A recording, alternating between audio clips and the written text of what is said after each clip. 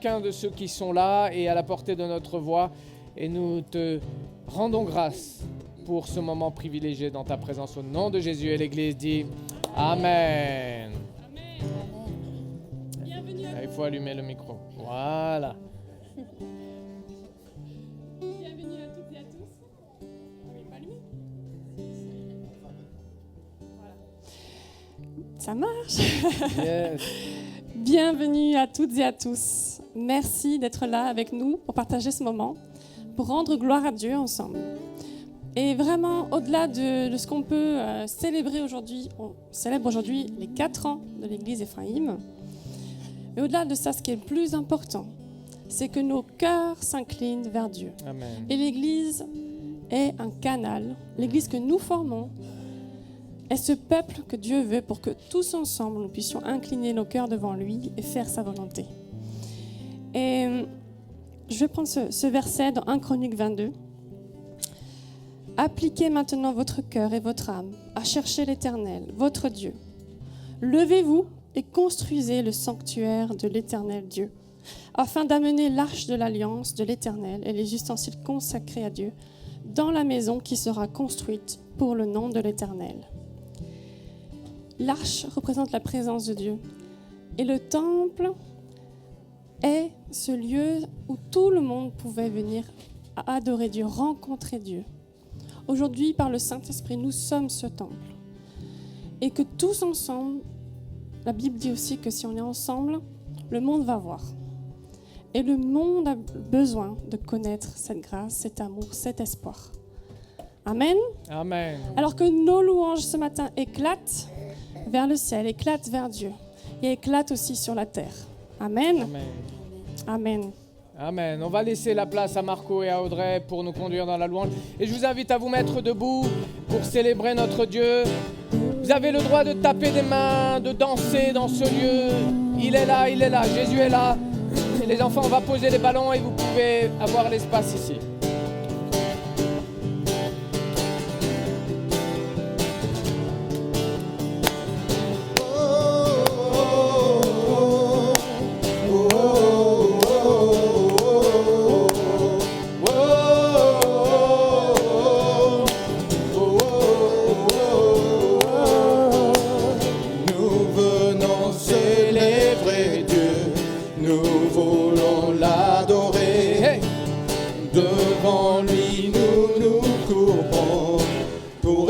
Son nom.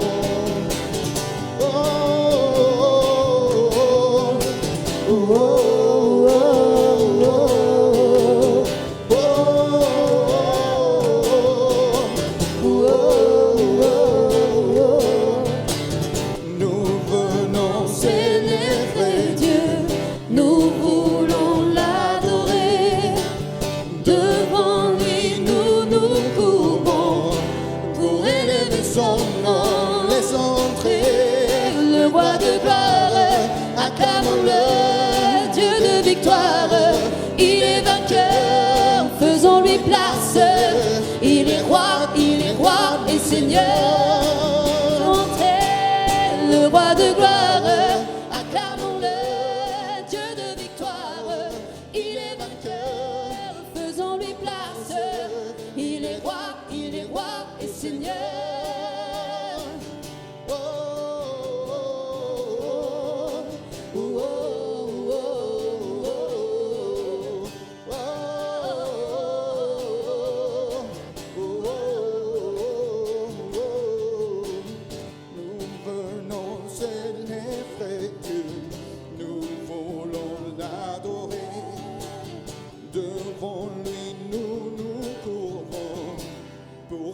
Son nom, les entrées, le roi de gloire, acclamons-le, Dieu de victoire.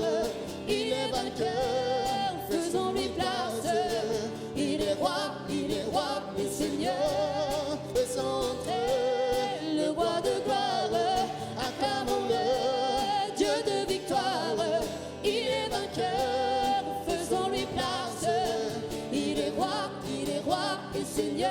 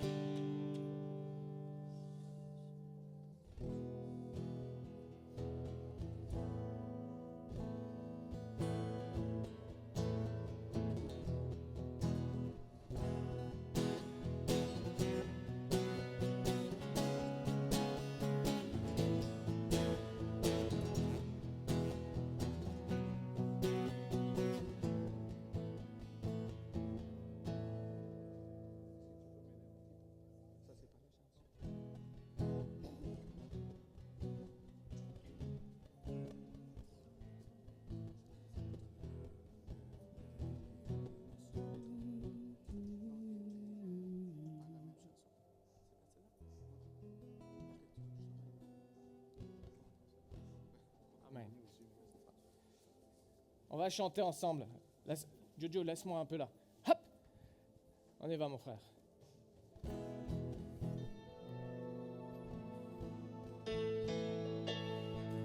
Est-ce qu'on est prêt à bénir le nom du Seigneur? Est-ce qu'on est prêt à lui donner le meilleur de ce que Dieu veut que l'on donne?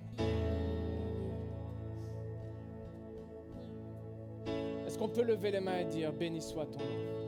Béni soit ton nom, là où tu donnes l'abondance et déverses ta bienveillance. Béni soit ton nom. Béni soit ton nom, quand ma vie traverse un désert, quand je marche en terre inconnue. Béni soit ton nom. Est-ce qu'on va l'adorer comme ça ou on va déclarer?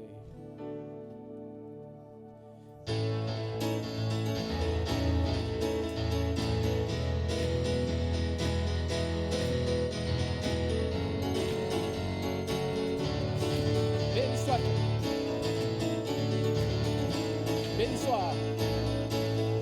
Béni soit ton nom, là où tu donnes l'abondance et déverses ta bienveillance. Béni soit ton nom. Hey! Béni soit ton nom, quand ma vie traverse un désert, quand je marche en terre inconnue. Béni soit ton nom. Tes bienfaits font naître en moi des chants de louange.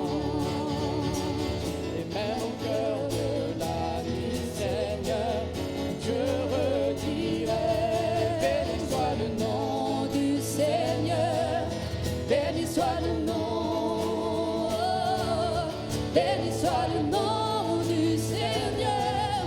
Béni soit ton nom glorieux. Béni soit. Béni soit ton nom, quand sur moi brille le soleil, quand la vie semble me sourire. Béni soit ton nom. Et béni, béni. Et béni soit ton nom, sur la route semée de souffrance, c'est mon coup d'offrir ma louange. Béni soit ton nom. On va reprendre ça. Béni soit ton nom quand sur moi brille.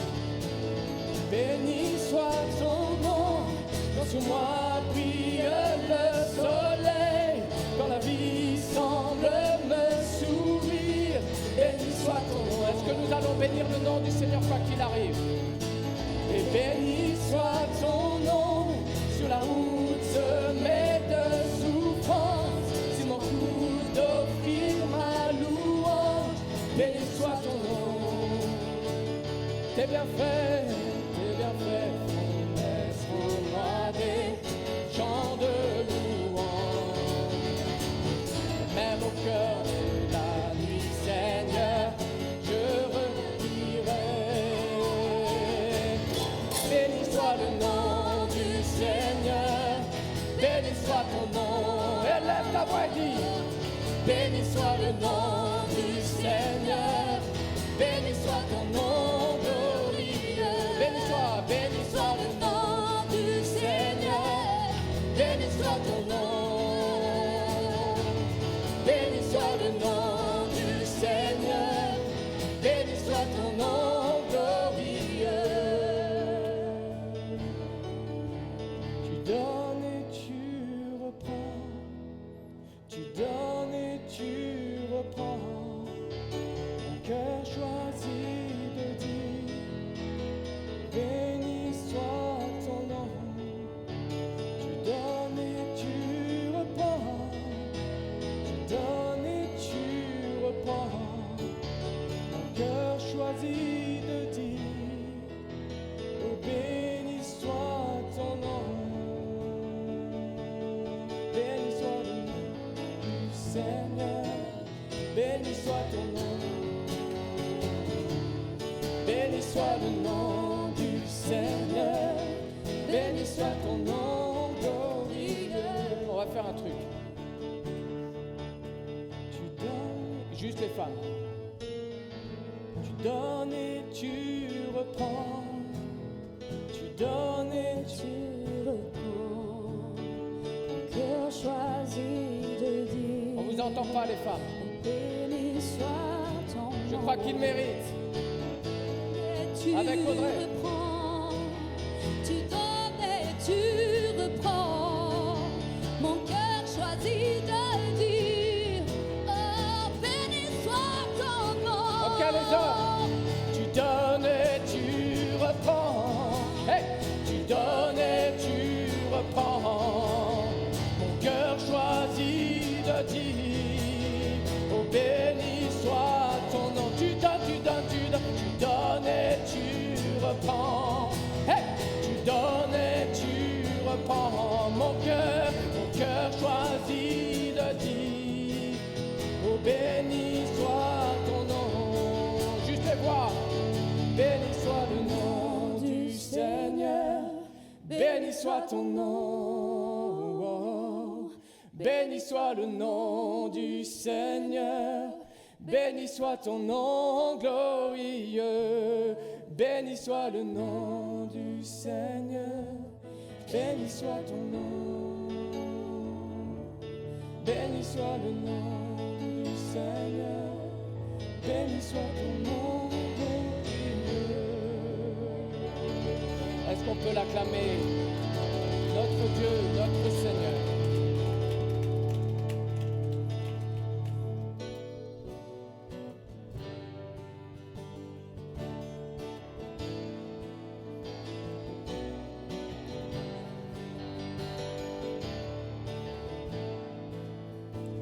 Je viens vers toi dans le secret, en ta présence, je veux rester.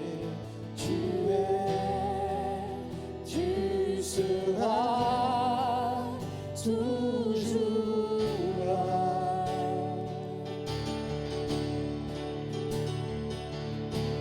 Tout contre toi, près de ton cœur, je veux entendre ta voix, Seigneur.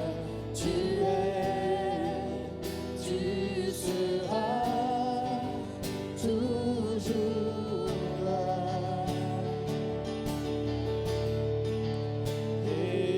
Ébloui devant toi,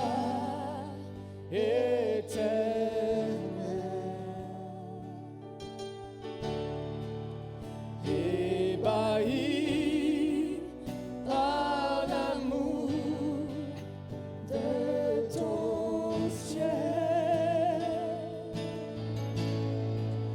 Je suis là à tes pieds, je viens t'adorer, je désire habiter près de toi.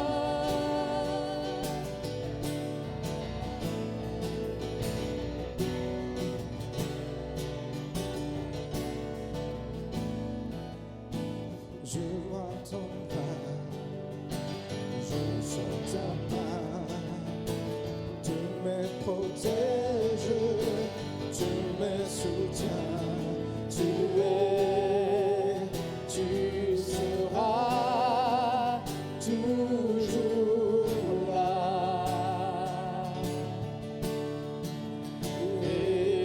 Ébloui devant toi, éternel,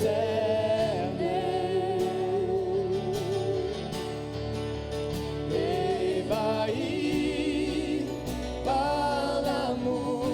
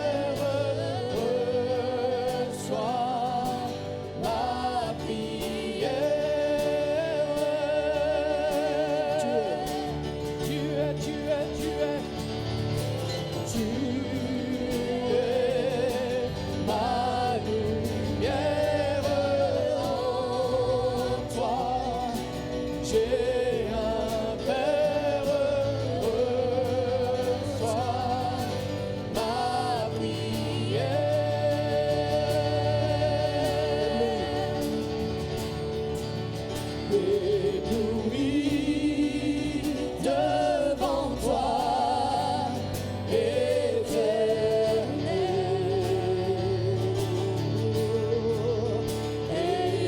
ébahi par l'amour de ton ciel.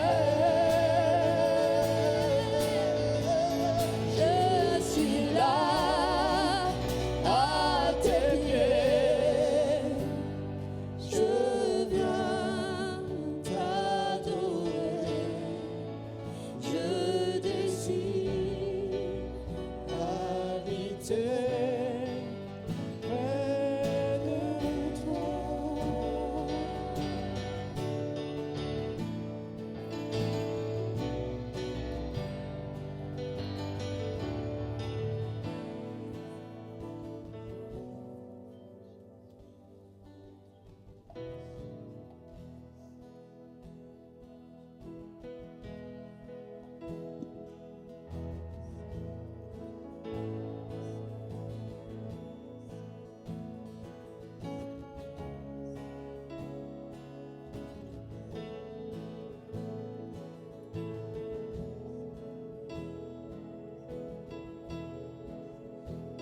Comment expliquer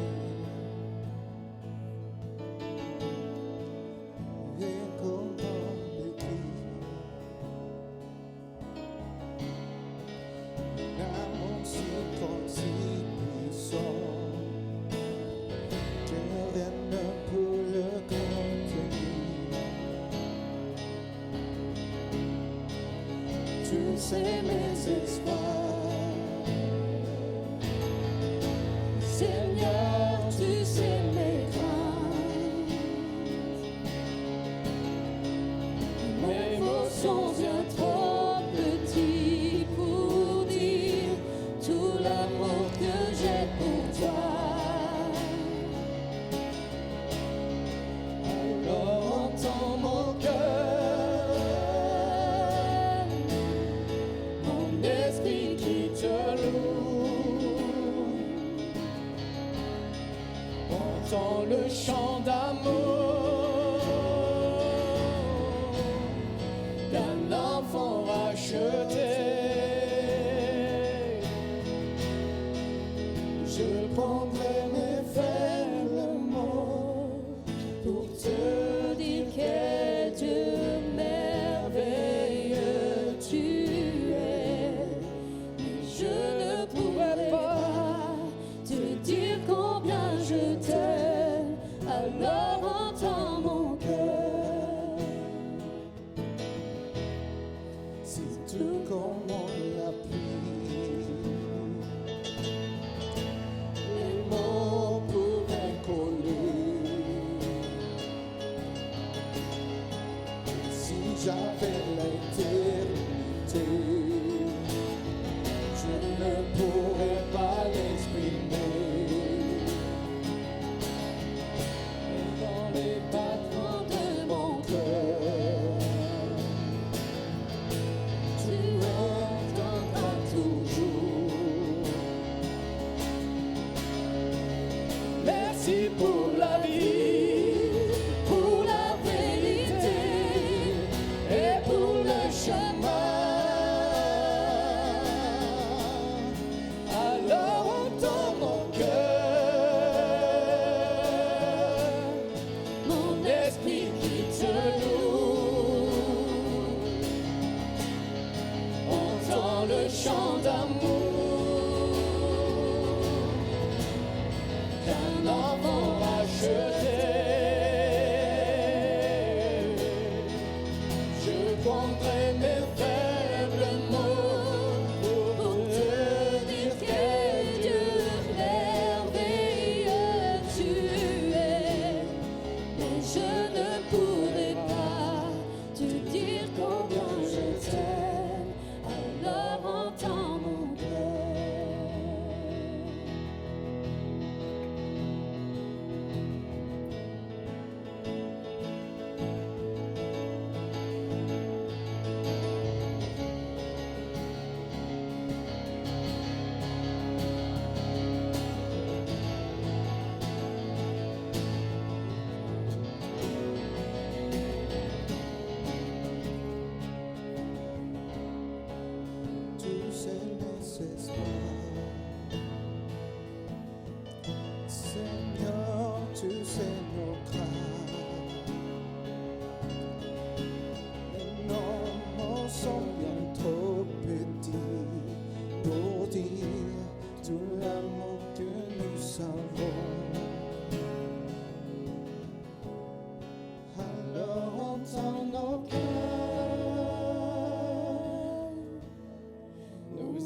esprits qui te louent.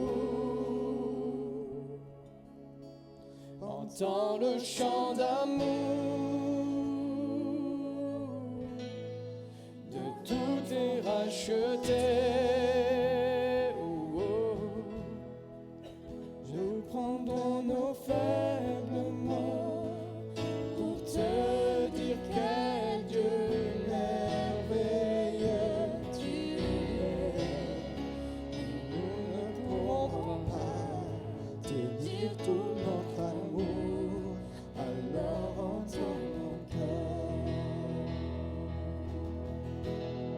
Alors entends mon cœur, mon esprit qui te loue. Entends le chant d'amour, entends le chant d'amour d'un enfant racheté, d'un enfant racheté. Oh, je prendrai mes faibles mots pour te dire quel Dieu merveilleux tu es. mais je ne pourrai pas Te dire combien je t'aime, alors entends mon cœur. Il y a le cri de nos cœurs, chacun devant Dieu. Mais il y a aussi parfois le besoin d'unir nos cœurs pour fortifier celui qui est à notre droite, à notre gauche. Et j'aimerais qu'on puisse fermer les rangs, prendre la main de notre voisin, de notre voisine et déclarer ensemble. Venez les enfants, mettez-vous debout. Prenez la main l'un de l'autre. David, regarde, il y a ta sœur qui est là. Oh, quelle joie d'avoir la main de ta sœur. Parce que regardez votre voisin de droite ou de gauche. Il est possible que vous soyez aujourd'hui, ce matin, son arme de fortification. Il est possible qu'à l'unisson, parce que vous êtes là avec lui, avec elle, sans le savoir, vous allez lui offrir la force dont il a besoin pour la semaine. Alors entends nos cœurs, nos esprits qui te louent.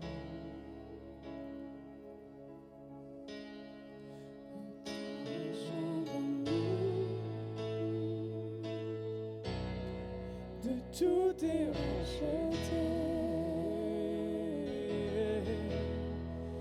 Nous pouvons nous faire le mot pour te dire quel Dieu Merveilleux tu es. Mais nous ne pourrons pas te dire tout notre amour. Alors entends nos cœurs, alors entends nos cœurs, alors entends nos cœurs, nos esprits qui te louent. Entends le chant d'amour de tous tes rachetés.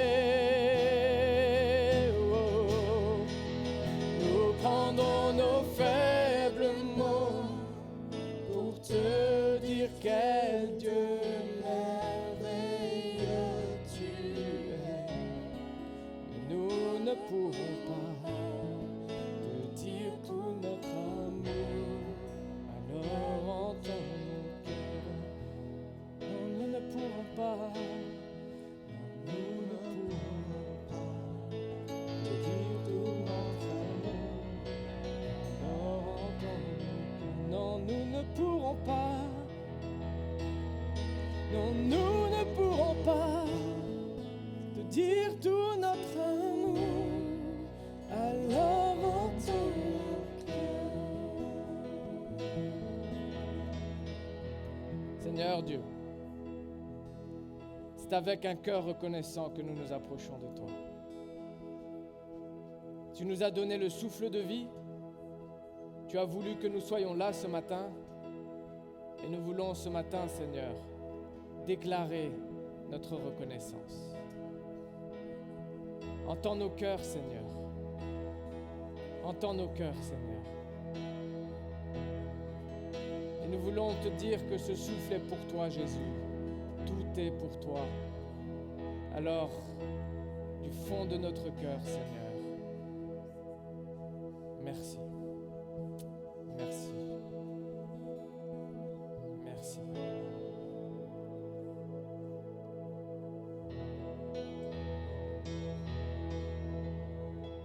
Est-ce qu'on peut faire une ovation à ce Dieu de gloire? Il mérite. Il mérite. Ça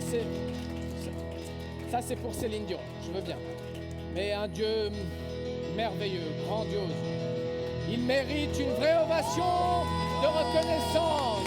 Merci Jésus.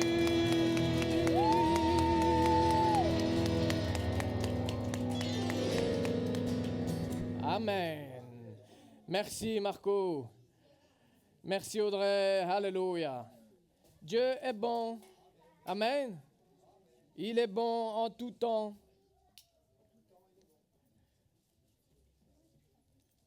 Est-ce que tu peux simplement... Alors, je sais qu'il y en a plusieurs ici parmi nous qui n'ont pas pu venir ce matin, mais j'aimerais vraiment vous souhaiter à tous la bienvenue.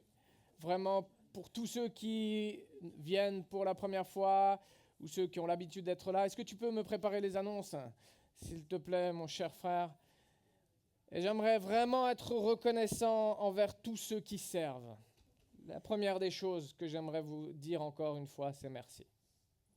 Merci, Pasteur Claire et moi, nous sommes reconnaissants de vous avoir ici. Et j'aimerais juste mettre quelques annonces, s'il te plaît. Demain soir, je ne sais pas si tu arrives à mettre le keynote des annonces, il y aura donc, qu'est-ce qu'il y a les mecs? Il y a la réunion des hommes demain. Ah où? Non, mais moi, je veux des guerriers. Hein. Ah où?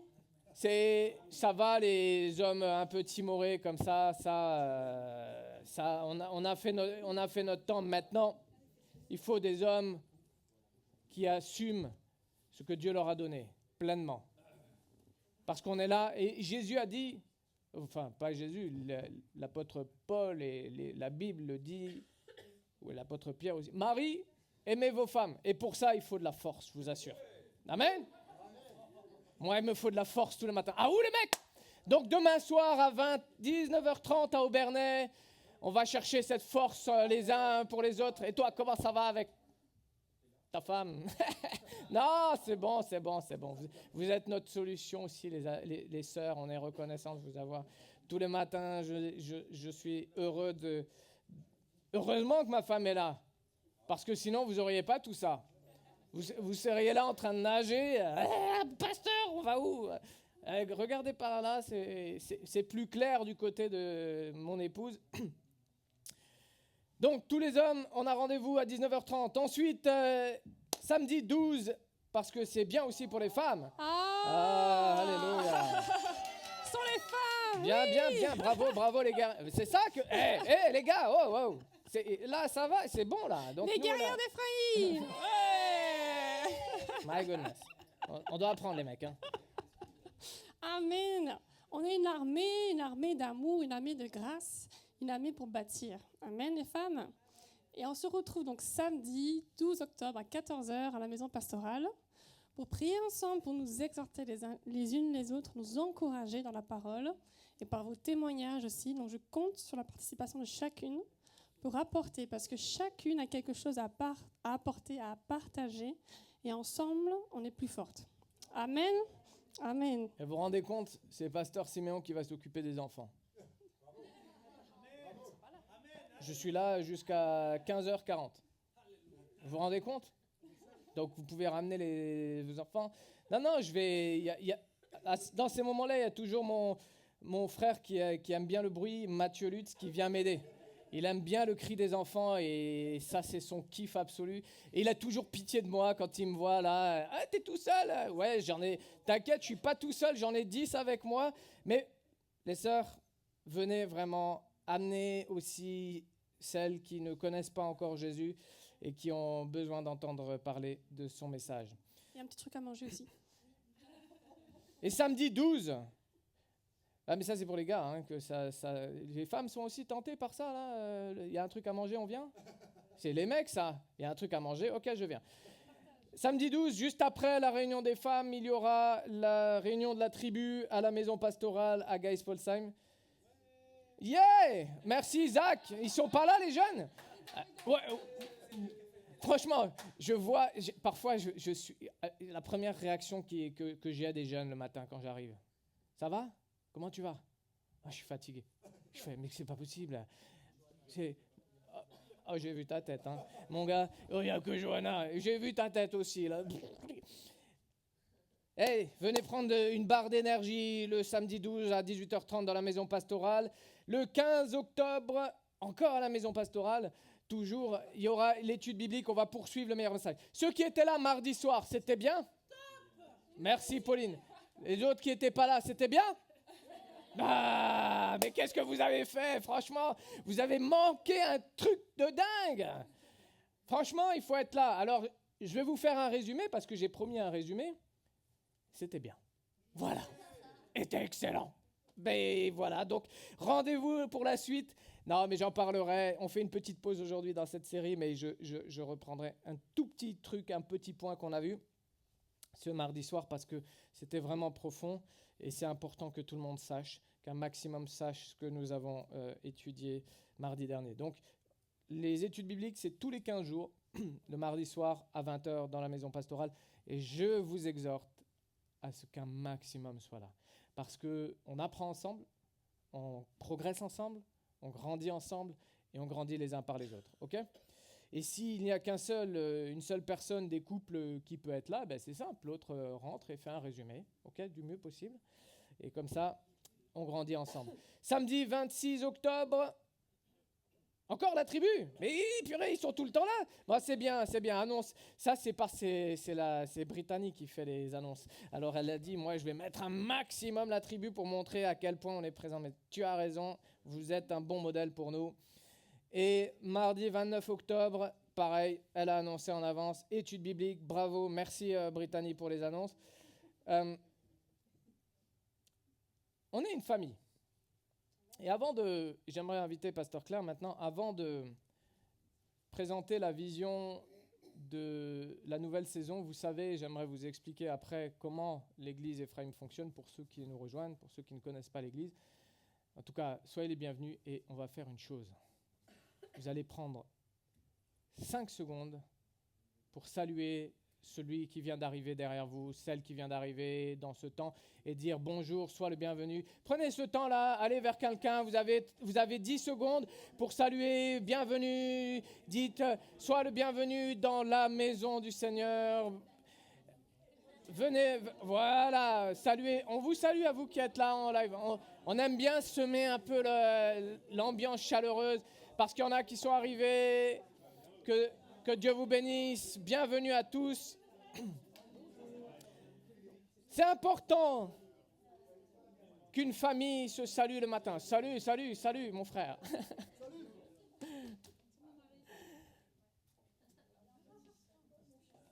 Et n'oubliez pas ceux qui n'ont pas pu venir ce matin, d'accord? Il y en a plusieurs qui ne sont pas là ce matin, qui se sont excusés, mais j'aimerais vraiment qu'on puisse penser à eux aussi dans la prière, dans la semaine. C'est fait pour ça aussi, pour vous dire, vous regardez autour de vous et vous dites « Ah, effectivement, il y en a qui n'ont pas pu venir. » Mais dans une famille, il y a des nouveau-nés et il y a aussi des gens qui se greffent à la famille. Moi, je me suis greffé, par exemple, à la famille de Claire. Et pour eux, c'était difficile au départ. Mais aujourd'hui, je suis adopté pleinement. Et c'est ça, une famille. C'est vivant. C'est vivant dans les relations. Et je rends grâce à Dieu vraiment pour la vie de chaque personne ici. Je rends grâce à Dieu parce que Dieu a fait au-delà même de ce que nous pensions ou demandions. Et j'aimerais simplement présenter quelques personnes ce matin pour que vous puissiez les découvrir. Vous les connaissez, mais vous annoncez aussi les consacrer officiellement. Et j'aimerais demander à Mathieu et Brittany de nous rejoindre. Amen. Est-ce qu'on peut les applaudir? Parce qu'ils sont là depuis un an presque maintenant. Et Dieu les a vraiment appelés pour être au service de la jeunesse. Et ils ont démarré progressivement. Et cette année, on veut vraiment les consacrer comme les responsables de ce groupe de jeunes, de la tribu. Et c'est eux qui ont la responsabilité spirituelle de conduire la nouvelle génération, la génération Z. Et nous sommes là pour couvrir leur travail, pour les aider, pour les discipuler, pour les soutenir aussi, et aussi pour leur donner vraiment le meilleur de ce que nous avons reçu, pour qu'ils puissent préparer cette nouvelle génération, équiper cette nouvelle génération pour que cette génération soit forte, soit active dans la vie sociale, dans la vie de notre société et change la réalité de notre nation. C'est ce à quoi nous travaillons. Je ne me lève pas pour moins que cela. Sinon, je m'arrête de me lever. Okay? Et Mathieu et Brittany sont vraiment envoyés par le Seigneur pour nous aider dans cette tâche, mais comme chacun d'entre nous. Et j'aimerais qu'on puisse simplement les consacrer comme responsables. Ça fait partie aussi de la présentation de la vision. Et n'ayez pas peur, je sais qu'il y a plusieurs personnes qui nous rejoignent dans l'église et qui ont besoin d'être présentées. On va le faire tout de suite après, donc préparez-vous. Mais j'aimerais qu'on puisse simplement prier pour eux. Et nous pouvons lever les mains vers eux et j'aimerais demander à Cindy de venir prier. Et ensuite, je vous oindrai.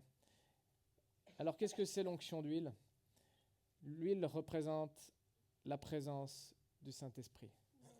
Et quand on pose cette huile sur des personnes, on déclare simplement qu'ils sont. On met un signe pour dire, voilà, vous êtes sous l'autorité du Saint-Esprit et on veut que vous soyez remplis du Saint-Esprit. Et j'aimerais demander à Cindy, tu peux te mettre là-bas, de prier et à Pasteur Claire aussi, et je terminerai simplement en les bénissant. Amen. Seigneur Dieu, nous te rendons toute la grâce, Seigneur. À toi la gloire, à toi la victoire, Père éternel, pour ces bienfaits que tu accordes à l'Église Ephraïm, à travers la vie de chacun, Seigneur, que tu as consacré pour cette Église, Père. Seigneur, nous te rendons la grâce, la gloire pour la vie de Mathieu, pour la vie de Brittany, et pour cette place que tu leur as accordée à travers la tribu, Seigneur. Amen. Que leur parcours et leur message porté soit ton message, Père éternel, auprès des jeunes, Seigneur, de cette Église. Seigneur, tu connais les voies d'Ephraïm, parce que c'est toi qui as établi cette vision à travers une génération que tu souhaites lever. Qu'ils participent, Seigneur, à cette génération que tu souhaites lever. Oint leur bouche, oint leurs mains, oint leur esprit, leur cœur, Seigneur, afin que ce soit toi uniquement qui prenne possession de leur corps, de leur cœur, de leur âme, de leur esprit. Et que tout ce qu'ils véhiculeront à nos jeunes, Seigneur, soit ton message. Père éternel, je te réclame une bénédiction spéciale pour ce couple, une unité particulière dans ton Esprit Saint. Que ton Esprit Saint continue à brûler en eux, Père éternel. Brûle en eux, brûle en eux. Brûle en eux, brûle en eux. Dans le nom de Jésus-Christ de Nazareth, je crois, Père éternel, que tu as déjà entamé, que tu as déjà mis dans leur cœur, Seigneur, ce que toi tu désires, que tu as déjà mis dans leur vie, Seigneur, les bénédictions en abondance, parce qu'ils te serviront, Seigneur, et tu leur rendras au centuple dans le nom de Jésus-Christ de Nazareth. Père éternel, je t'ai prié pour ta seule gloire. Amen. Amen.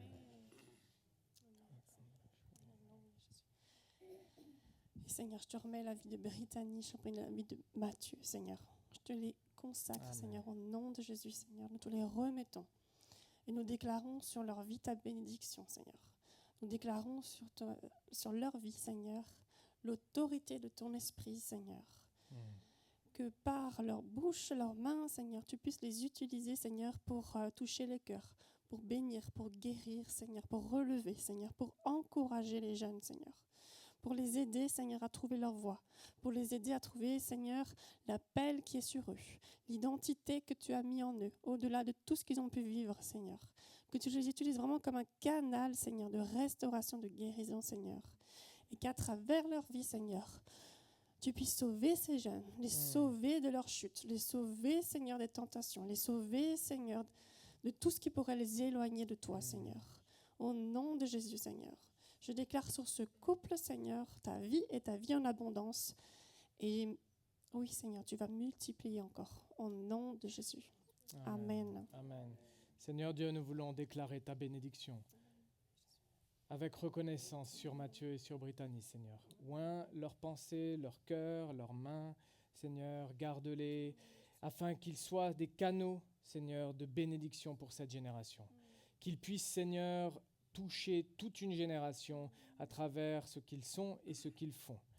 Donne-leur la force, donne-leur le courage, donne-leur la paix et qu'ils soient, Seigneur, remplis de sagesse, d'autorité par ta présence, Saint-Esprit, au nom de Jésus. Et l'Église dit Amen. Est-ce qu'on peut applaudir simplement la vie de Matthieu et Brittany et de ce que Dieu va faire? Que Dieu vous bénisse, les amis. Merci encore pour votre service et soyez puissamment bénis. Est-ce que je peux appeler... Ah, je sais, vous avez peur de me transmettre vos miasmes, mais moi, Ouais, j'ai des enfants qui me crachent dessus toute la journée, donc... J'aimerais simplement demander à Carla de venir. Est-ce qu'on peut applaudir la vie de Carla? Parce qu'on a déjà présenté Carla quand elle est arrivée, mais on voulait aussi l'introduire auprès de vous comme officiellement, simplement. Et dans la présentation de cette vision, vous dire que Carla a été vraiment envoyée par le Seigneur aussi pour nous aider, et qu'elle est là depuis février. Et elle apprend le français. Et ça progresse bien, hein? Amen. Elle est missionnaire du Brésil. Elle a fait 4 années de formation théologique à l'Institut Bethel au Brésil. Et elle a été missionnaire au Portugal, mais aussi au Brésil d'abord, et puis ensuite au Portugal et maintenant en France. Et elle nous aide, elle soutient vraiment Pasteur Claire. Alors priez pour Carla et accueillez-la, vous pouvez l'inviter, et même si vous ne parlez pas le portugais, parce que maintenant, elle a vraiment bien progressé en français. Et tu veux dire un mot? Vas-y, par la foi. Et tu vas voir, ça va être très bien, il n'y aura pas besoin de Google Translator. Vas-y. Je suis très heureuse pour... c'est ici pour apprendre le français, pour faire part de la famille Ephraim et pour vous aider moi à progresser. Yeah. Que Dieu bénisse. Amen. Merci Carla, que Dieu te bénisse. Amen. Je ne sais pas si Pasteur Claire veut dire un mot, mais voilà, elle est là, elle est aussi au service de l'Église Ephraim pour nous aider et elle va aider Pasteur Claire dans la mission pastorale aussi. Et maintenant qu'elle progresse en français, qu'elle arrive à avancer, elle sera un peu plus présente aussi, et notamment aux côtés de Pasteur Claire. Ok? Donc faites-lui un accueil chaleureux, les amis. Amen. Ok. Amen. Que Dieu te bénisse, Carla. Merci. Je veux encore inviter juste mon père. Viens, papa, s'il te plaît, et aussi Audrey qui est là. Et je veux juste vous les présenter. Non, pas de scénario bizarre là, hein, ok? Non, c'est mon père vient de rejoindre l'Église et il veut vraiment s'investir aussi à nos côtés et pour vous, pour servir. Il a été formé en théologie et il continue à se former d'ailleurs. Et je crois qu'il sera vraiment une source de bénédiction aussi pour nous aider à grandir, à mûrir dans la parole de Dieu, à approfondir les choses. Si vous voulez parler hébreu ou grec, allez vers lui et pas vers moi. Mais si vous avez besoin de ce mot-là, ça veut dire quoi? Attendez-vous à une explication d'1 heure, mais il faut avoir un petit peu de temps. Mais en tout cas, bienvenue papa, sois le bienvenu, c'est ta famille. On est reconnaissant de t'avoir et de voir aussi ce que Dieu va faire à travers ta vie. Amen. Bienvenue, merci papa. On peut l'applaudir. Et Audrey aussi, Amen. Je laisse Pasteur Claire parler. Bienvenue Audrey, qu'on accueille aussi comme nouvelle membre de l'Église. Et c'est vraiment une bénédiction. Elle est venue d'une autre région. Et elle a vraiment dit oui au Seigneur par la foi, parce que c'est vraiment, oui, avec beaucoup. Enfin, il n'y a rien qui était facile pour elle pour arriver ici, parce que elle n'avait aucune situation, rien pour l'aider. Mais vraiment, elle a dit oui au Seigneur, et je crois vraiment que ça, c'est un exemple de foi et que Dieu va honorer. Et l'appel que Dieu a mis sur sa vie, oui, c'est vraiment un appel aussi qui est lié à celui de l'Église Ephraïm, et que Dieu va faire de grandes choses à travers chacun. Amen. Et que oui, Audrey est un nouveau membre qui vient aider à cette mission pour laquelle nous sommes tous là, faire avancer le royaume de Dieu, faire connaître le nom de Jésus. Et voilà, je remercie Dieu pour la vie d'Audrey, je remercie Dieu de nous l'avoir envoyé, et vraiment que tu sois béni et que tes pas de foi maintenant vont trouver une réponse. Amen. Amen. Amen. Amen. Amen. Merci Audrey, sois la bienvenue, que Dieu vous bénisse. Et n'ayez pas peur, ceux qui rejoignent l'église Ephraïm aussi, au fur et à mesure, on prendra des temps comme ça pour vous introduire dans l'église. Mais j'aimerais aussi vous demander une chose. Je sais que c'est sympa d'avoir Pasteur Claire et Siméon, mais invitez les autres aussi. Pensez à ceux qui justement sont autour de vous et qui ont besoin aussi d'être soutenus, encouragés. On peut apprendre les uns avec les autres, on peut progresser les uns par les autres. Et donc j'aimerais vraiment vous encourager à penser aux autres. Et j'aimerais d'abord présenter la vision et on fera le reste après, les amis. Si tu peux me lancer le keynote de la vision. Et je rends grâce à Dieu pour cette équipe technique merveilleuse.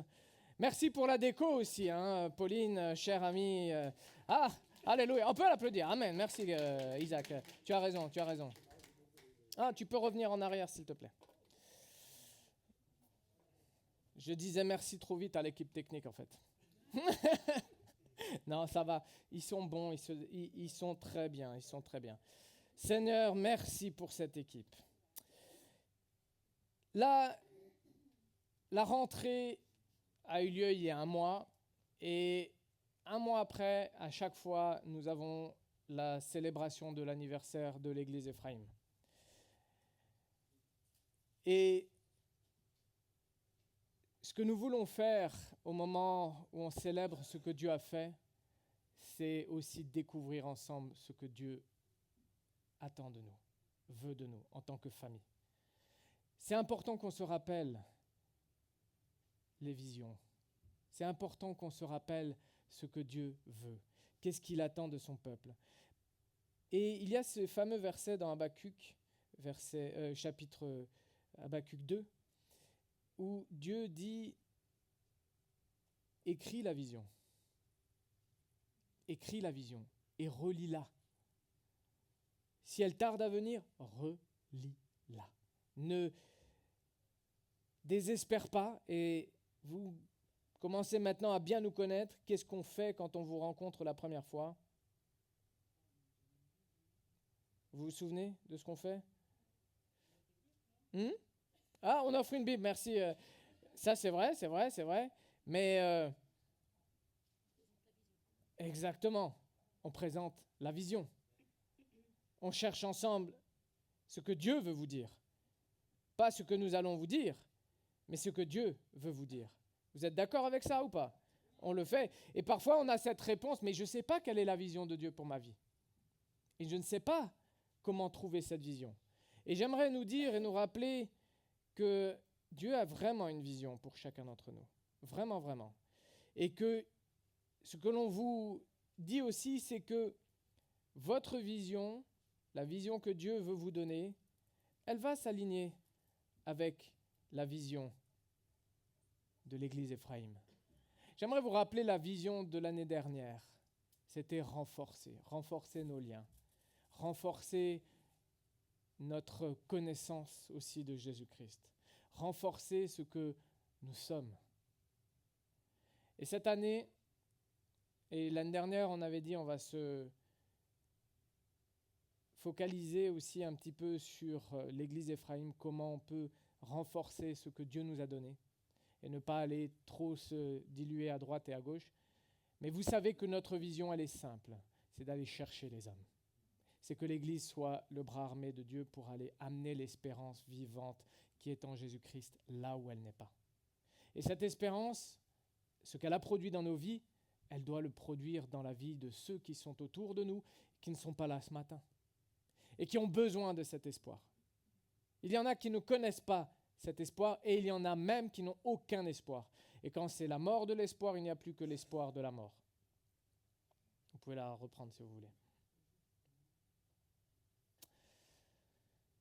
Et donc, pour savoir où nous allons aller, il nous faut une vision. Et nous croyons que Dieu a donné à Pasteur Claire et moi la responsabilité de chercher la vision et de vous transmettre la vision.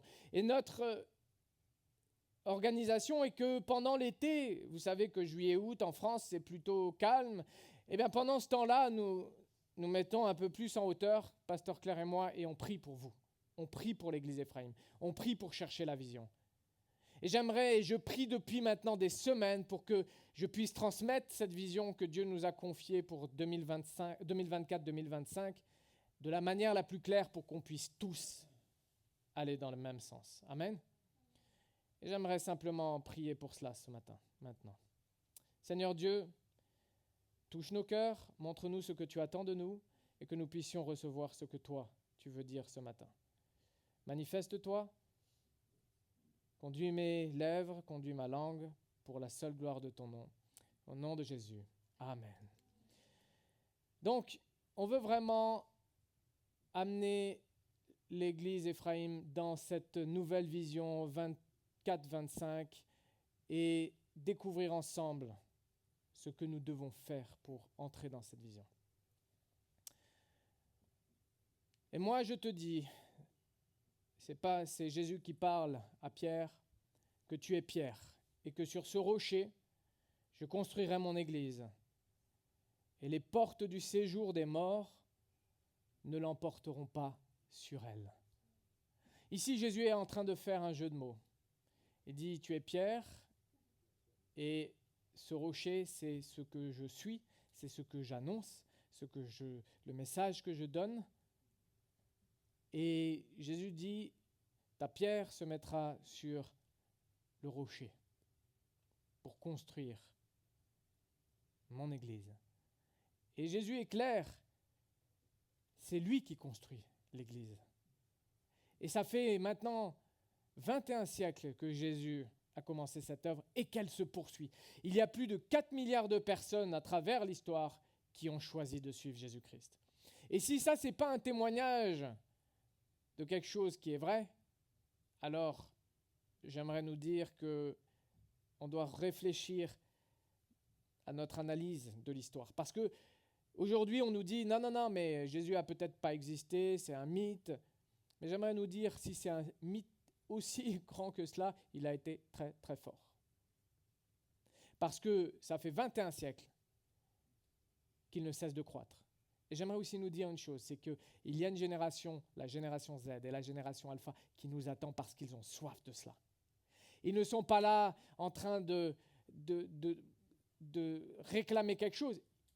En fait, ce qu'ils veulent, c'est la moindre des choses.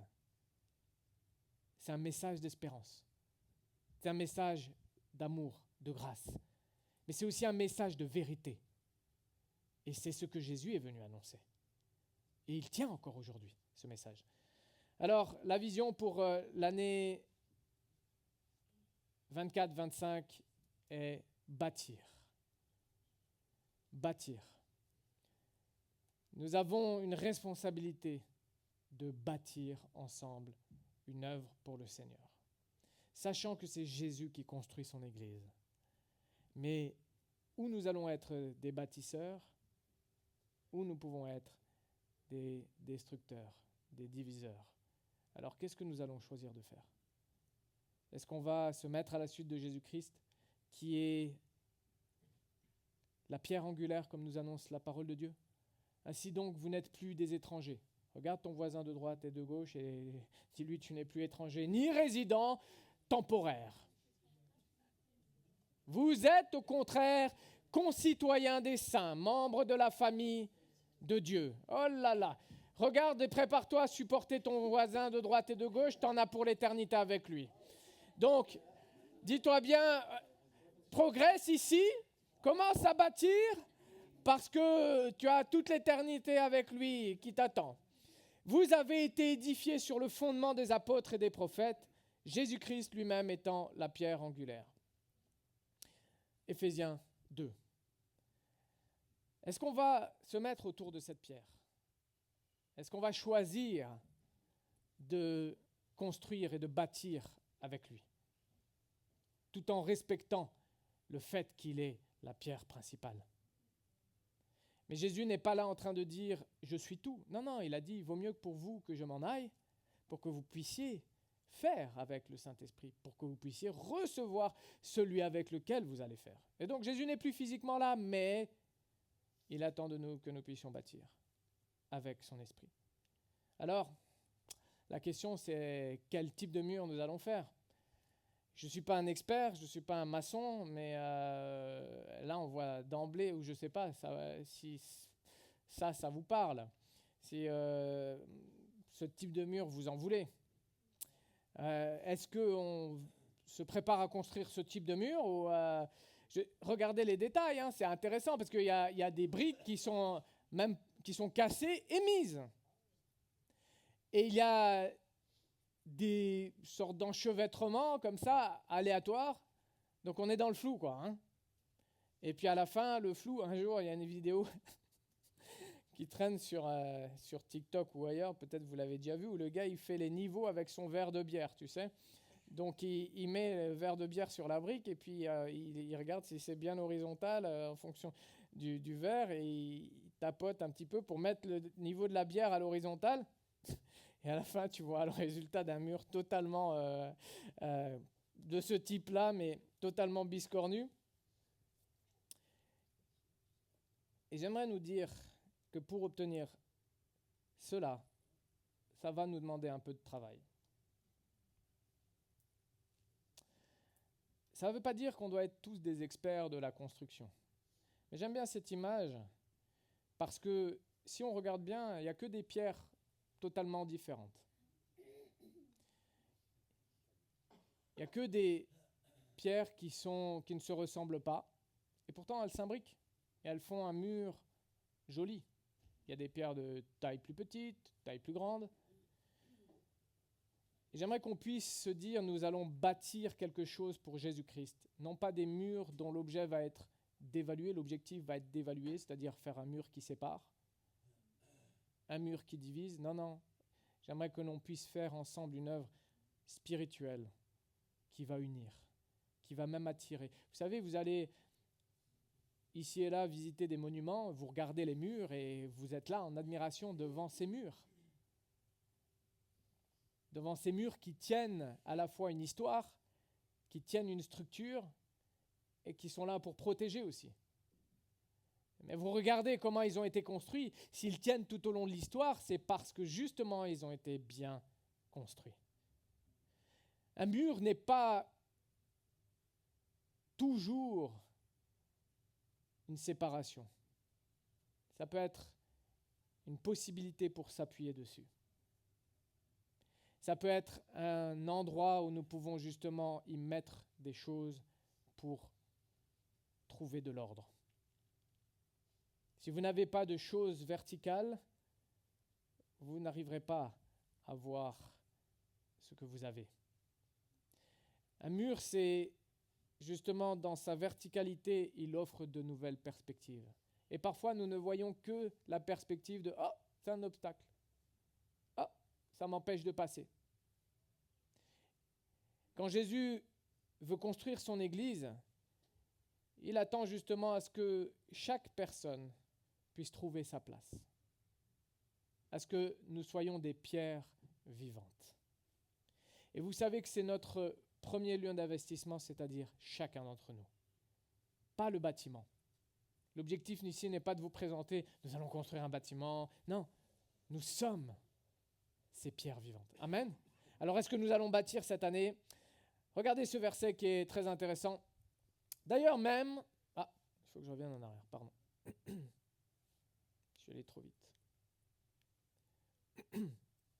D'ailleurs même, si vous deviez souffrir pour la justice, vous seriez heureux. C'est l'apôtre Pierre qui parle. N'ayez d'eux, c'est-à-dire, il parle de gens qui s'opposent à la foi, n'ayez d'eux aucune crainte et ne soyez pas troublés, mais respectez dans votre cœur la sainteté de Dieu le Seigneur. Soyez toujours prêts à défendre l'espérance qui est en vous, devant tous ceux qui vous en demandent raison. Faites-le avec douceur et respect, en gardant une bonne conscience, afin que là où même ils vous calomnient, comme si vous faisiez le mal, ceux qui critiquent votre bonne conduite en Christ soient couverts de honte. La question, c'est est-ce que nous sommes suffisamment bâtis et forts, solides, pour que nous puissions appuyer sur l'église Ephraïm cette défense? Est-ce que, justement, nous prenons garde à bien nous imbriquer, être proches les uns des autres, pour ne pas laisser de brèche entre nous? Ou alors, est-ce qu'on laisse la forme de notre pierre être tellement désagréable, impossible à adapter, pour que ça crée un trou immense entre nous?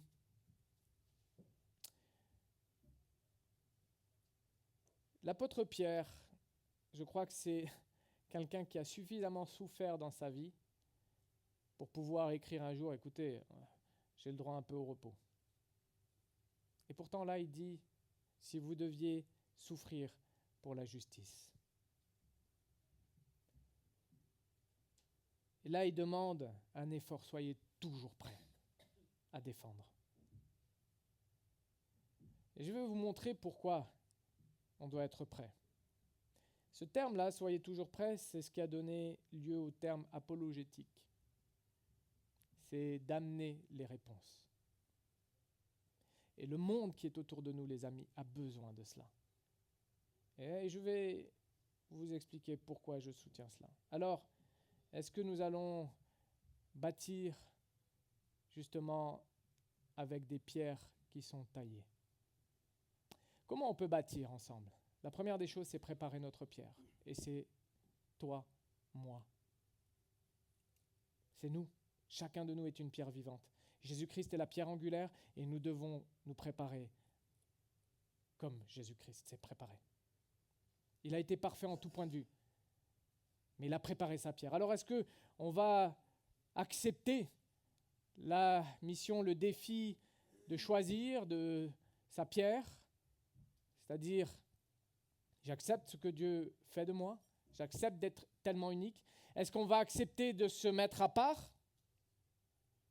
Il y a des choses qu'on ne peut plus faire, des comportements que l'on ne peut plus suivre. Mais je vous assure d'une chose, pour avoir suivi les comportements du monde, je ne regrette absolument pas de suivre Jésus-Christ aujourd'hui. Suis Dieu et tes rêves te poursuivront. Mais poursuis tes rêves et probablement tu t'éloigneras de Dieu. Et puis il y a un effort qui nous est demandé. Une fois que vous avez choisi cette pierre, que vous l'avez mise à part, c'est-à-dire là je parle de vous, c'est une image, il va falloir vous porter et même vous supporter. Est-ce que vous vous êtes déjà dit ça?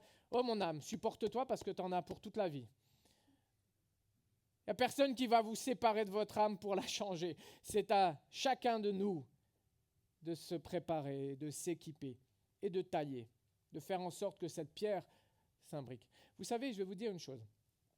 Toutes les personnes qui passent dans notre maison, et je les laisserai témoigner, mais ne ressortent pas sans être mises au défi et sans être aidées pour tailler leur pierre. Alors parfois, il y a des aspérités, mais vous connaissez Pasteur Claire et Siméon. On aime le faire et on le fait dans la douceur, mais j'aime bien Tu peux venir à Jésus tel que tu es, mais il t'aime trop pour te laisser tel que tu es. Et nous devons tous progresser.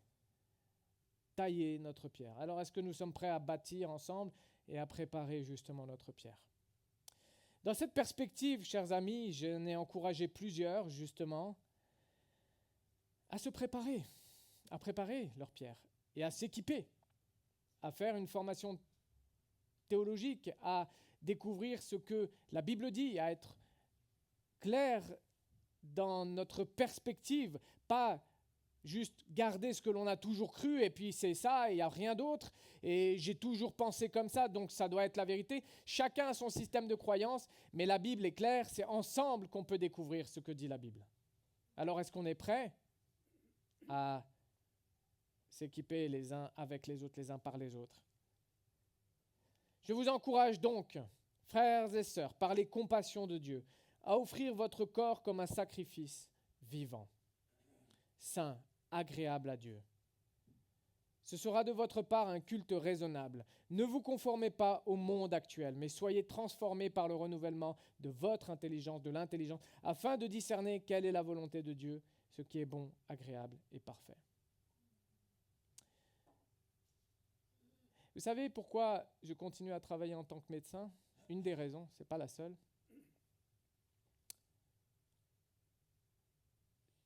Ça n'est pas du tout alimentaire. Je continue à travailler en tant que médecin aussi pour une raison principale. C'est de faire stopper dans nos cœurs les mensonges de l'ennemi. Quand on me dit « j'ai pas le temps », « j'ai pas les ressources », « j'ai pas la capacité », je leur dis, prépare-toi, prépare bien ton argumentaire, viens, on va discuter. Parce que, les amis, là où Dieu nous appelle, ça ne veut pas dire que vous faites la même chose que moi, mais là où Dieu vous appelle, il est capable de répondre. Il est capable. Pasteur Claire et moi, on a commencé nos études de théologie pendant que j'étais étudiant et elle était malade. Et dans ce temps-là, on n'a pas arrêté. On n'a pas dit... Ah ben on peut pas. Et croyez-moi, un étudiant en médecine, 5e année, ça gagne à peu près 200 € par mois. Donc les ressources, vous ne les avez pas. Mais Dieu a pourvu. On a dit on s'inscrit, on fait la formation de théologie, ça nous coûtait 270 € par trimestre, à peu près. Je crois, c'était à peu près ça. Et vous savez quoi? C'est une consoeur qui a pourvu, qui nous payait. On ne lui a rien demandé. Elle m'a dit, Siméon, je vous paye cette formation. Donc, Dieu est capable de pourvoir. Et aujourd'hui, nous sommes un fruit de cet ami. Donc, il y a quelqu'un qui peut semer dans votre vie si nous sautons par la foi. Et j'aimerais nous dire et nous rendre attentifs à une chose. Si nous voulons bâtir une œuvre sur laquelle les hommes pourront s'appuyer, les exigences d'aujourd'hui ne sont plus les mêmes qu'au XXe siècle. Et si vous aviez l'impression que c'était possible de faire comme au XXe siècle, ou au XIXe siècle, ou au XVIIIe, en disant juste, voilà, voilà ma réponse, si tu ne donnes pas ta vie à Jésus, tu vas en enfer, c'est vrai. Mais pourquoi? Quel est le sens? Aujourd'hui, tu ne peux pas t'arrêter juste à cette affirmation et dire « Maintenant, digère ça et débrouille-toi avec ça ». Ça a été le cas pendant longtemps, mais aujourd'hui, ça n'est plus possible. Et j'aimerais vous montrer une chose. Parce que pour bâtir une œuvre, il va falloir que nous nous équipions. Et que cette année 24-25 soit... Et il y en a déjà qui ont commencé. Qui a commencé la formation des formations de théologie ici? Levez la main, s'il vous plaît. Regardez autour de vous. Yes. Frère Emeric aussi. Emeric, il va à l'école du dimanche. Il est retourné. Donc, il a commencé une formation de théologie. Yes. Mais Mathieu, Brittany, Fred, Audrey, il y a Guy aussi qui a démarré. Mais les amis, ne croyons pas qu'on peut juste offrir un verset et dire, voilà, débrouille-toi avec ça. Soyons toujours prêts. Et donc, Mon objectif n'est pas qu'on tombe dans l'intellectualisme. N'adorons pas les vaines discussions. Mais je vais vous montrer que l'ennemi ne se gêne pas non plus de détourner les autres. Alors, est-ce que nous sommes prêts à devenir ces murs? Voilà ce que j'aimerais vous montrer. Il y a une différence entre les Jeux Olympiques des années 50 et les Jeux Olympiques de 2016. Et nous sommes et nous devons devenir comme ces gymnastes-là qui ont relevé le défi de faire progresser. Alors, c'est une petite vidéo. J'espère que tout va bien marcher. J'ai l'impression que c'est pas mal. C'est bon? OK.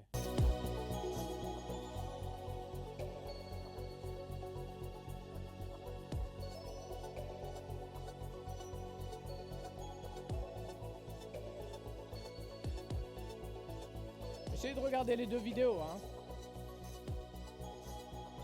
Je ne sais pas si vous percevez une petite différence, mais...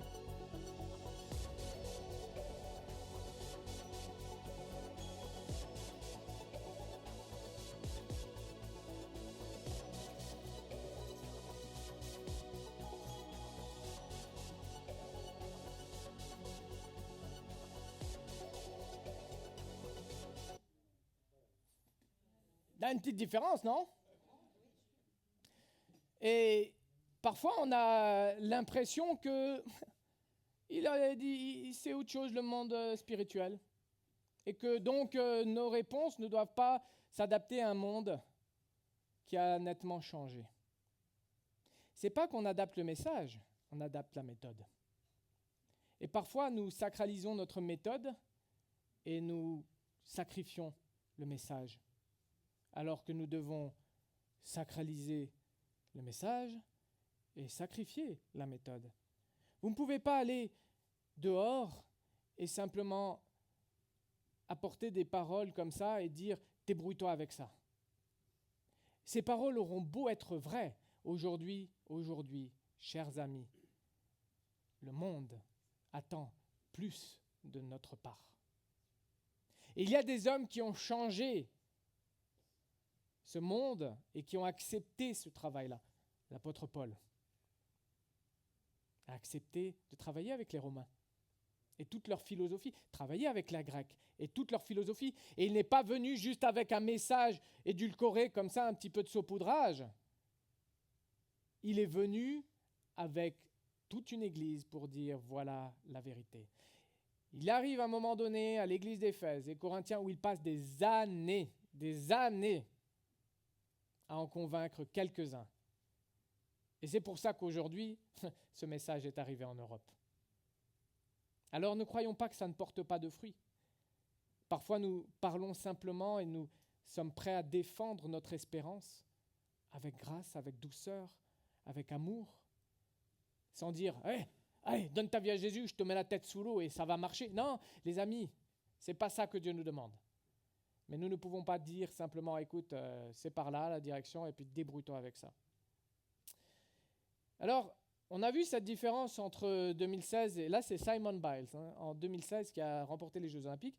Elle a fait une pause en 2020 et en 2024, elle a de nouveau tout raflé, comme ça. C'est la meilleure gymnaste de tous les temps, c'est évidemment une Américaine, bien sûr, mais ce n'est pas un hasard. Ce n'est pas tombé du ciel comme ça. Elle a un don, certes, elle est à sa place, c'est sa pierre, c'est son appel d'être gymnaste comme cela, mais si nous croyons que c'est un hasard, alors nous nous trompons. J'aimerais nous montrer l'exemple d'un autre Américain, mais qui est, je crois, d'origine coréenne, et vous allez voir ce qu'ils font et pourquoi nous devons aussi nous préparer. Regardez juste ce qu'il y a un peu autour de lui. Vous avez les sous-titres en bas.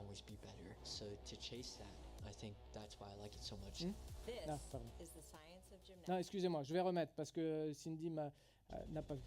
It's just so interesting that you can always be better. So to chase that, I think that's why I like it so much. This is the science of gymnastics with Yul Moldauer.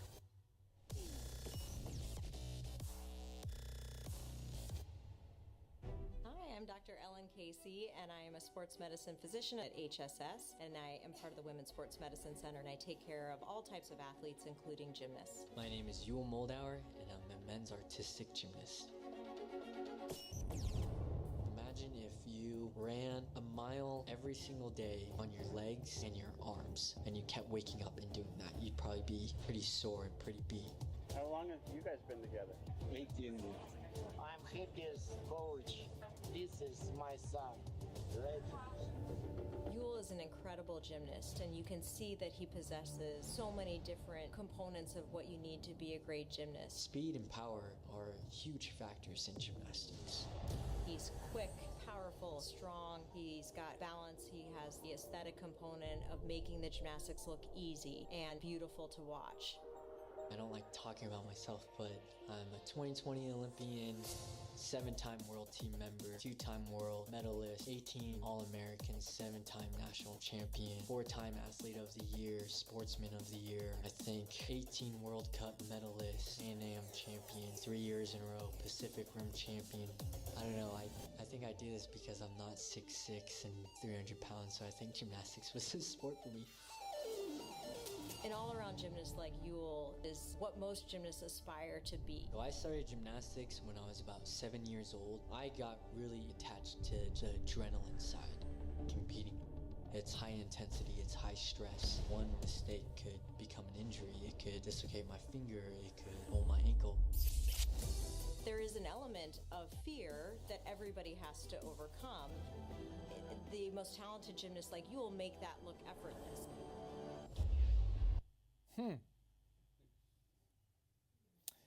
Intéressant, hein? Si on croit que derrière Simon Biles, il n'y a rien, ou Yul Moldauer, on se trompe. Il y a tout un processus de travail, de réflexion. Ils ont bâti quelque chose. Regardez ce monsieur, cet entraîneur, ce coach qui connaît Yul depuis 18 ans. Il dit, c'est mon fils. Il y a des éléments hyper intéressants parce que nous devons devenir des gymnastes. J'ai pas mis... Ça, c'est mon sport de base préféré. Depuis que je suis petit, je faisais un peu de gymnastique petit, mais j'ai toujours aimé ce sport. Je trouve que c'est le plus complet. Alors, j'aurais pu mettre mon sport amusant préféré aujourd'hui, mais ça n'est pas le même exemple, bien qu'il y ait des similitudes. Mais regardez la technique qu'il développe. Ça ne veut pas dire qu'il n'y a pas de difficulté. Ça ne veut pas dire que c'est facile. Mais si on croit qu'on peut s'épargner de ces efforts-là, regardez la différence de ce que le monde demande aujourd'hui. Et l'apôtre Paul est clair, ne vous conformez pas au siècle présent, mais soyez continuellement, toujours transformés par le renouvellement de votre intelligence. Ça veut dire qu'aujourd'hui, on cherche comment être cette réponse, comment bâtir cette réponse. Amen? Amen? Oh, l'Église, vous êtes là ou pas?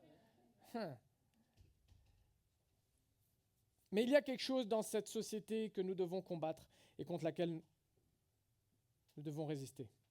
C'est ce que j'appelle la fainéantisation globale. Vous m'avez déjà entendu parler de cela, pour certains. La fainéantisation globale qui dit « Non, mais on n'a plus le temps, ça ne marche pas, je n'ai pas les forces, je ne vais pas pouvoir faire. » Eh bien, vous voulez que je vous dise, je retrouve ça partout.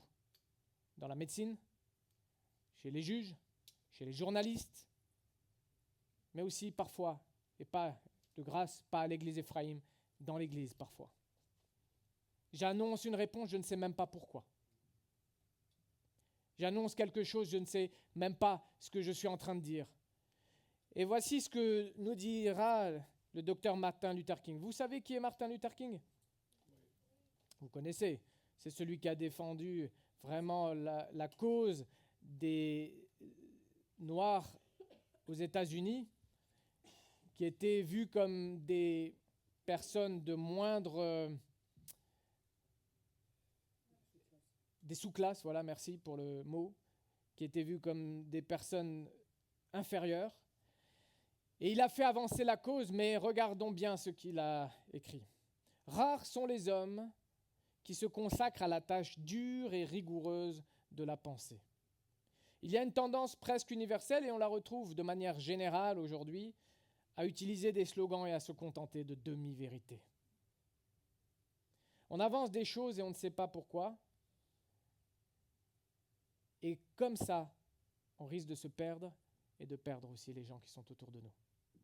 Alors j'aimerais qu'on puisse vraiment progresser parce que, vous savez quoi ? En face, il y a des hommes qui ne se lassent pas, qui ne se fatiguent pas de faire le mal et d'égarer les autres. Regardez ce que nous dit Proverbe 4. En effet, ils ne dorment pas tant qu'ils n'ont pas fait le mal. Le sommeil leur est enlevé s'ils n'ont pas fait trébucher quelqu'un. Oui, le pain qu'ils mangent, c'est la méchanceté. Le vin qu'ils boivent, c'est la violence. Il y en a en face qui ne se gênent pas de perdre les gens, de les égarer, de semer ces demi-vérités, sans explication. Et j'aimerais qu'à l'église Ephraïm, il n'en soit jamais ainsi. Que l'église Ephraïm soit ce mur sur lequel les gens pourront s'appuyer, qu'ils pourront voir et dire « ça, c'est une œuvre bâtie par Dieu ». Et Jésus dit, après avoir prié, je termine avec ça, et j'aimerais lui laisser le dernier mot. Il se releva, il vint vers ses disciples qu'il trouva endormis de tristesse. Alors il leur dit, « Pourquoi dormez-vous ?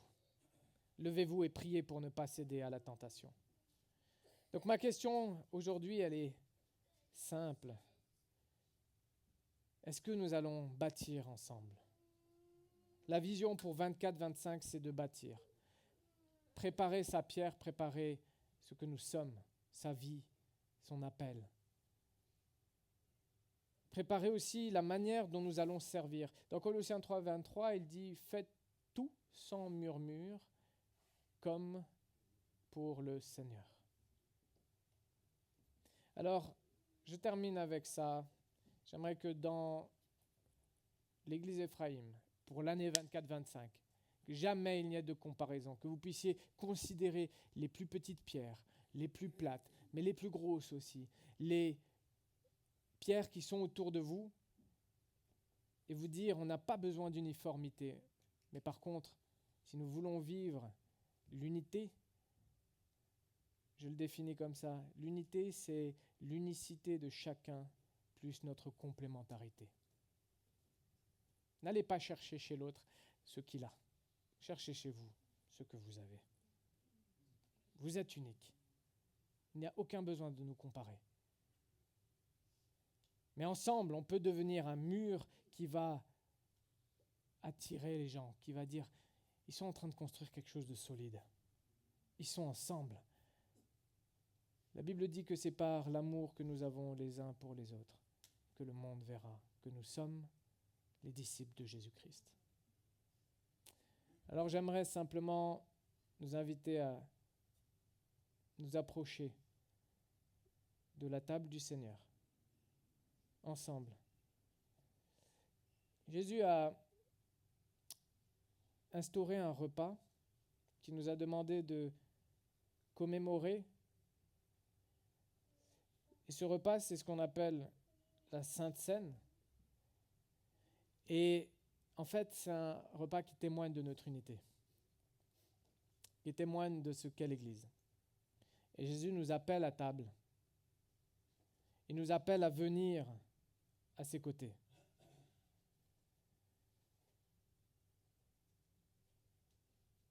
Il nous appelle à nous mettre à table avec lui et à prendre ce repas si nous le reconnaissons comme notre Seigneur et Sauveur. Et si nous acceptons Jésus-Christ comme notre Seigneur et Sauveur, chacun peut participer au repas. Pas besoin d'être parfait. Pas besoin d'être au top. Pas besoin d'être une grosse pierre.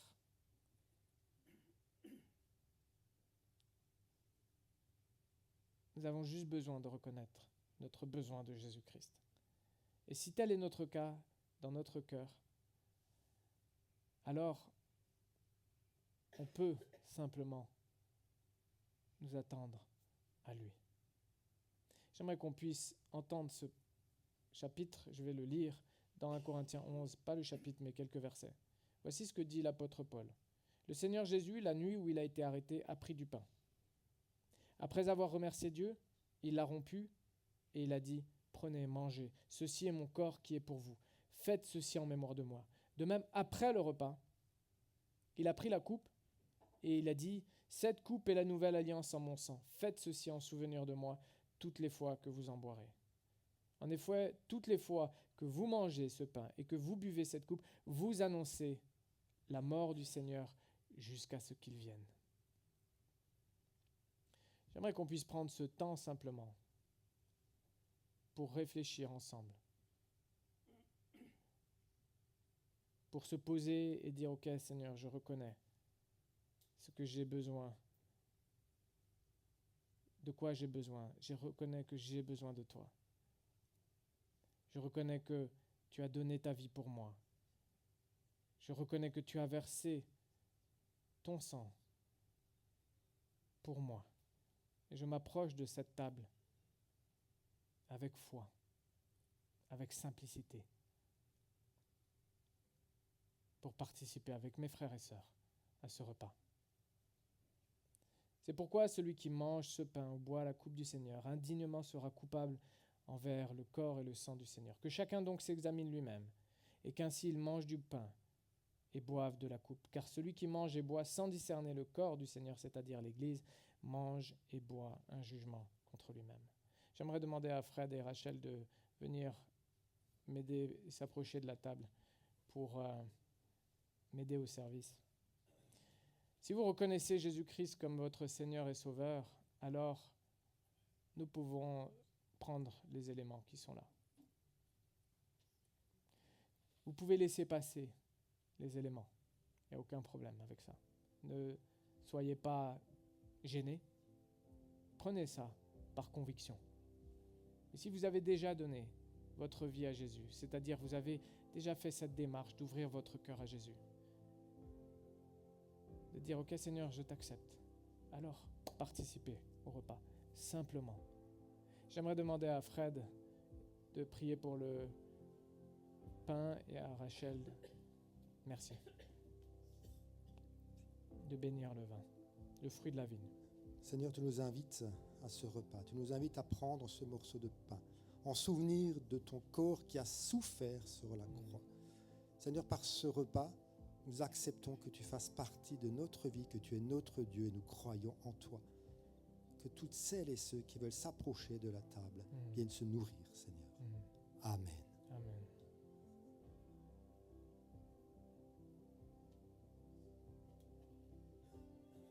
Seigneur Jésus, nous venons à ta table ce matin tel que nous sommes, avec ce qui nous pèse, ce qui est lourd sur notre cœur. Mais Seigneur Jésus, nous voulons le faire en toute humilité. Et nous voulons te remercier parce que tu nous donnes accès à ta table. Merci Seigneur Jésus pour le sang qui a coulé, ton sang qui a coulé pour nous. Merci Dieu Tout-Puissant. En ton nom, Amen. Amen. J'aimerais vous inviter à vous lever pour ceux qui veulent participer. Fred et Rachel vont passer. Gardez les éléments avec vous. D'accord ? Ne les prenez pas tout de suite, on va les prendre ensemble. Et on peut appeler les enfants. Merci, mon frère.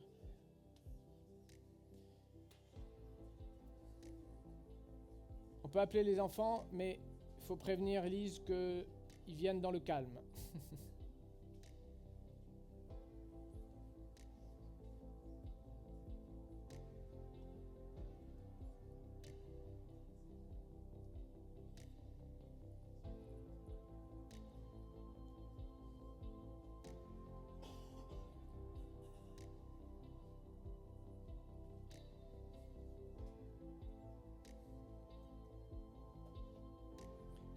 Les enfants, vous pouvez venir là.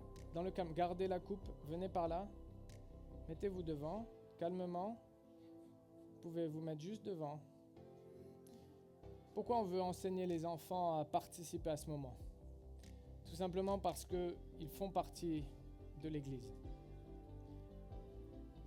Et c'est comme ça qu'ils apprendront aussi qui est Jésus, ce qu'il fait, comment il construit son Église.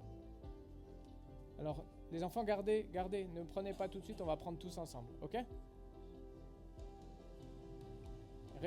Restez là devant, c'est bien.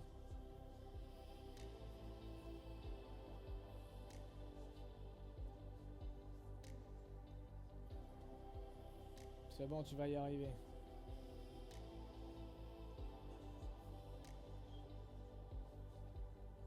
Si quelqu'un n'a pas reçu les éléments, oui, tu peux patienter. Ok, mettez-vous. Non, restez en place là. Bougez pas. C'est bien la technique du verre. Tu leur donnes le verre, bien plein, et là ils peuvent plus bouger. Parce que s'ils bougent.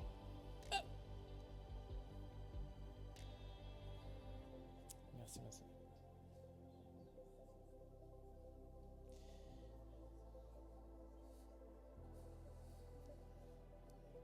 Est-ce qu'il y a quelqu'un qui n'a pas reçu les éléments?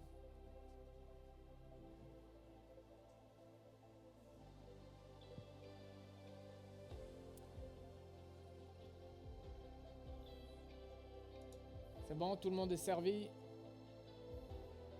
Jésus a pris ce pain, il a remercié Dieu, on a déjà remercié Dieu, et il a dit, « Ceci est mon corps qui est pour vous. Faites ceci en souvenir de moi. » Rappelons-nous de ce que Jésus a fait à la croix. Je vous invite à participer à prendre le pain.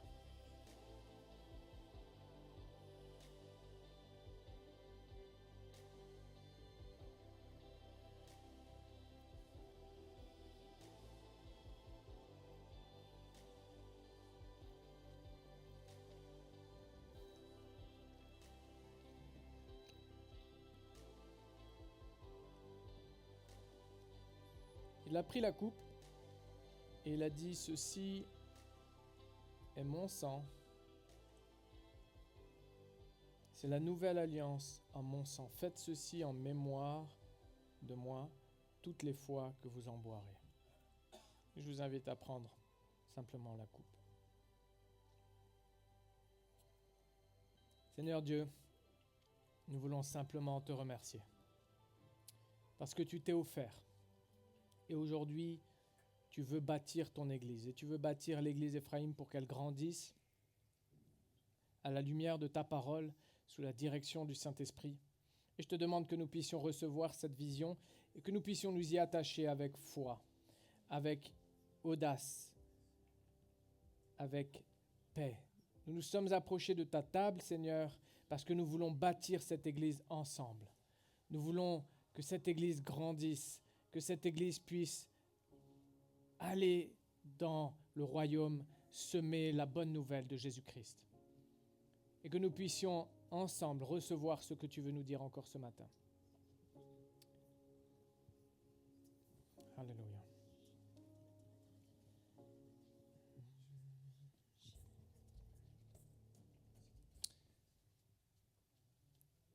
Mes enfants, savez-vous ce que signifie un anniversaire? Mon évangile ne parle pas ainsi. Mais mon évangile parle de votre renaissance, de votre naissance et de ce que j'ai prévu pour vous. Pour tous ceux qui sont nés de nouveau, je suis là. Pour tous ceux qui ont bâti cette Église et qui la bâtiront encore et qui participeront à cette Église, à sa construction, qui se rappelleront de l'origine et d'où vous allez. N'oubliez pas l'objectif que j'ai pour vous, pour chacun d'entre vous, à travers ce que vous construisez. N'oubliez pas que ce que vous construisez doit rester le fruit de ma production. De ma production. et de ma production seule. Je vous bénis, chacun d'entre vous. Chacun d'entre vous. Ce que vous venez de prendre n'est pas uniquement du pain, n'est pas uniquement du jus de fruits ou du raisin. Mon corps et mon sang. Mon corps et mon sang. J'appelle chacun d'entre vous à naître de nouveau. Amen. Comme j'ai permis à cette église de naître, de sortir de nulle part, d'être créée à partir de rien et de porter du fruit, du fruit, du fruit, du bon fruit. Je veux que vous portiez chacun du bon fruit. Amen. À travers vos vies, à travers vos enfants, à travers les âmes que vous accompagnez et que vous accompagnerez. Portez du fruit. Soyez appelés à ça, à cela uniquement. Comme j'ai créé cette église à partir de rien, je suis capable de faire chacun naître de nouveau à partir de rien. Venez comme vous êtes, avec vos péchés, parce que je suis là pour vous laver de tout. Pour vous laver de tout. Avec vos fardeaux, déposez-les à la croix, parce que je suis capable de vous renouveler. Je vous appelle à cela, à porter du fruit, du fruit, du fruit et du bon fruit. Soyez bénis, mes enfants. Soyez bénis, soyez bénis, soyez bénis. Et n'oubliez pas de déposer vos fardeaux au pied de la croix. Amen. Amen. Ce message est pour chacun d'entre nous. Et je crois que Dieu veut faire des choses formidables pour cette saison 24-25.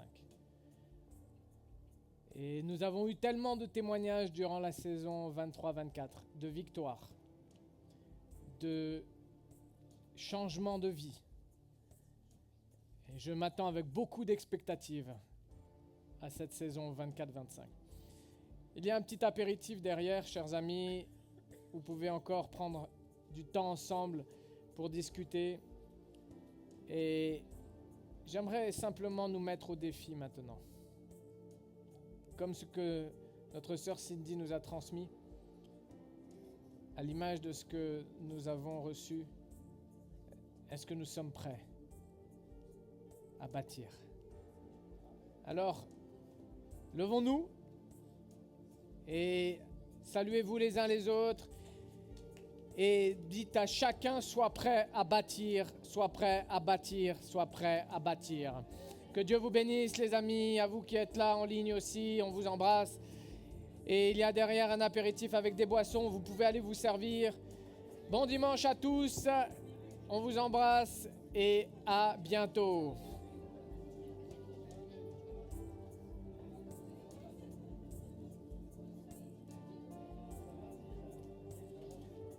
Sois prêt à bâtir, papa. Merci. Persévère avec vous. Amen.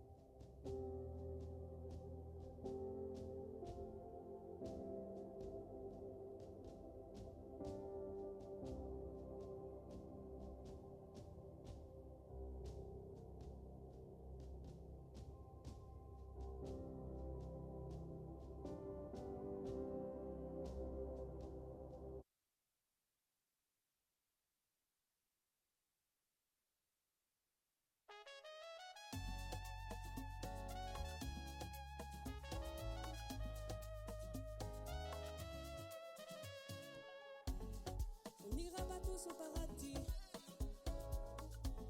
C'est les violents qui s'en emparent. Meurs à toi-même, papa m'a dit. Ce te rendre humble comme les petits. Heureux les pauvres en esprit, depuis que le monde est monde, les hommes te veulent. Sorcellerie, sexe, drogue, religion et money. On désire tous le paradis, cela nous est impossible. Cela nous est impossible. Ils désirent mais ne prennent pas. Ils regardent mais ils ne voient pas. Ils entendent mais ne comprennent pas. Qu'il faut tout quitter pour t'avoir. Zion, Zion, Zion. Ce que je veux c'est Zion. On veut tous le Zion. Zion, Zion. Ce que je veux c'est Zion. Moi je follow Zion. Renoncer à tous ses rêves. Laisser derrière celui qu'on est. Traverser le désert pour le connaître. Vouloir tracasser l'enfer. Vouloir tracasser l'enfer.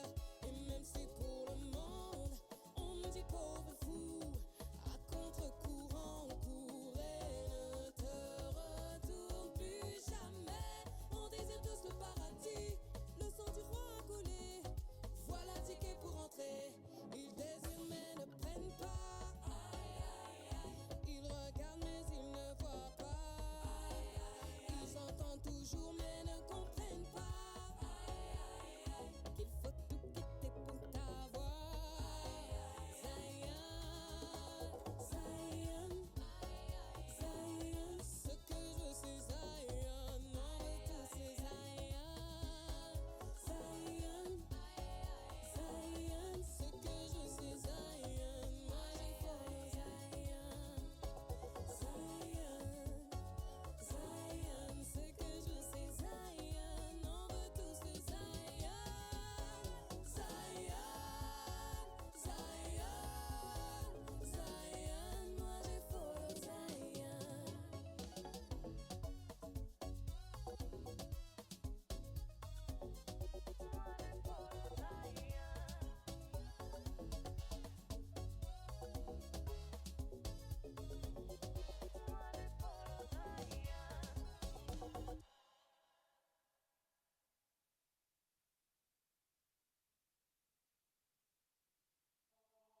Le monde peut garder chacun de ses trésors. J'ai tout ce qu'il me faut et même bien plus encore. Car la vie que tu donnes enterre la concurrence. Non, rien n'est comparable, Seigneur, à ta présence. Dans mon cœur il n'y a que toi, toi, toi, toi. Dans mon cœur il n'y a que toi, toi, toi, toi. Dans mon cœur il n'y a que toi, toi, toi, toi. Dans mon cœur il n'y a que toi, toi, toi, toi. Tu m'as donné toute ton affection alors que je m'étais égaré. Peu importe leur proposition, je ne laisserai plus rien nous séparer. Mon Dieu, mon roi, désormais c'est à toi que j'appartiens. Oui, j'ai déjà fait mon choix. Retourner dans le monde, y a pas moyen. Tu es présent même dans les jours de malheur. Un jour dans tes parvis vaut bien mieux que 1000 ans.